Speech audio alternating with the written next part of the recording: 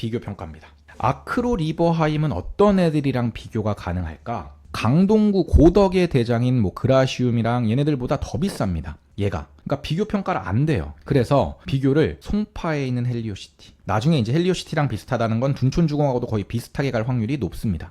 그리고 엘리트 중에 엘리보다는 조금 싸고 얘가. 전고점도 그렇고 트리지움하고 거의 비슷하게 갑니다. 그러니까 트리지움, 파크리오 얘네들이랑 거의 비슷하게 가요. 레이크 팰리스 얘네들이랑. 그리고 얘는 용산에 있는 동부이촌동에 있는 한가람입니다. 얘는 리모델링 이슈가 있는 아파트고 얘 가격이 19억 20억 정도입니다. 그래서 얘를 보면은 실제 지금 매수 가능한 가격대를 제가 적은 겁니다. 근데 이렇게 보면은 빨간색이 아크로 리버하임인데 거의 이렇게 갔죠? 그러니까 거의 비슷하게 갑니다. 얘네들이. 그러다가 전고점은 제일 높이 찍었었어요. 아까 25억 4천이었죠?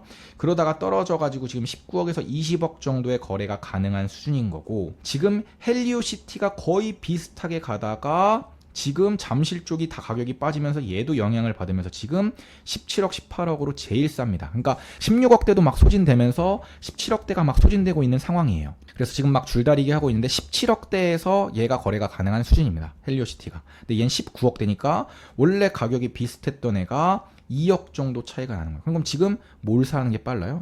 재개발 물건들을 볼 때도 재개발의 총 매가 이런 것들이 지금 얼마나 남았는지 이런 기회비용까지 다 계산해야 되는데, 그 기준이 사실 흑석동은 얘란 말이에요. 기준이 얘에 비해서 얼마가 싸냐 비싸냐. 물론 한남 뉴타운의 피도 영향을 주겠지만, 그런데 지금 얘 자체가 지금 싸요 안 싸요? 얘가 더 싸잖아요. 얘가 더 내려올 수도 있다라는 거예요. 그러면 이걸 기준으로 재개발 피를 계산해야 되는데, 재개발 지금 프리미엄이나 이런 것들이 거기에 맞춰서 내려오지 않았다.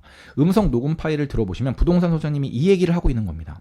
본인이 봤을 때는 지금 비싸다, 더 내려와야 된다. 그런데 매도자들이 피를 안 내리고 있다. 할 사람도 없고 1년에 10건이 지금 거래될까 말까 한다. 그 얘기가 바로 이 얘기라는 겁니다. 자, 트리지움도, 잠실에 있는 트리지움, 물론 연식이 오래됐긴 했지만 거의 가격이 비슷하게 갔고 전세가도 거의 비슷하게 가서 가치가 거의 비슷하다라고 볼 수 있는 애도 18억대의 거래가 가능합니다. 얘도 지금 이제 엘스랑 그 다음에 리센치가 19억대 막 매물 소진되고 20억대 나오고 있고 막 올라가고 있으니까 얘도 빠르게 올라갈 것 같긴 하지만 어쨌든 지금 거래 가능한 가격은 18억대입니다. 그리고 한가람이 지금 19억에서 20억 정도예요. 근데 얘는 구축이기 때문에 얘는 전세가는 낮긴 한데, 얘는 리모델링이 만약에 된다 그러면 얘는 조금 더 올라갈 수 있죠. 근데 어쨌든 가치가 비슷한 4개 단지를 지금 비교를 했습니다. 얘는 용산입니다. 용산에서도 아주 핵심지에 있는 애기 때문에, 그리고 세대수도 되게 많고, 그래서 된다 그러면 가치가 비슷하게 가는 애들이고, 동작구 흑석 뉴타운의 시세를 비교하고 싶으면 일단 요 단지들 위주로 비교하시면 된다라는 걸 보여드린 겁니다. 다음 단계에 있는 가격대들은 상도 파크자이가 얼마나 고평가되어 있는지를 보여드리기 위해서 제가 이 단지들을 갖고 왔습니다.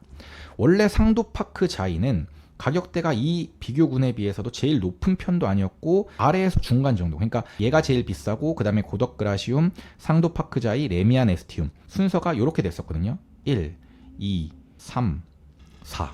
요게 원래 순서예요. 이렇게 보면은 원래 순서가 전세가를 봐도 비슷합니다. 순서가 원래 제일 비싼 애들은 물론 이제 얘도 올라갔었긴 했었지만 그 다음에 이런 애들이 그래도 평균 전세가가 높았습니다. 그런데 실제로 지금 거래 가능한 가격이 제일 싼 애가, 얘는 원래 4등이었으니까 냅두고 제일 싼 애가 제일 싸게 있는 거죠. 근데 고덕그라시움, 마포레미안 푸르지오보다 3등인 얘가 더 비싸요. 싸요 비싸요? 비싸다는 거예요. 그러니까 노량진 뉴타운의 시세 비교법을 할 때 얘를 기준으로 삼으면 된다 안 된다? 안 된다. 원래 얘는 얘보다 싼 게 정상이니까 사실 이 가격대 한 14억 정도가 적정선인 거예요.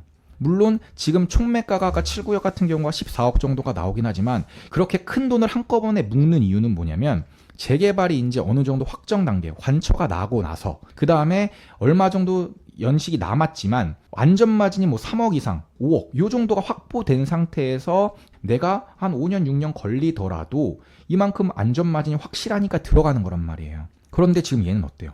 안전마진이 별로 없어졌어요.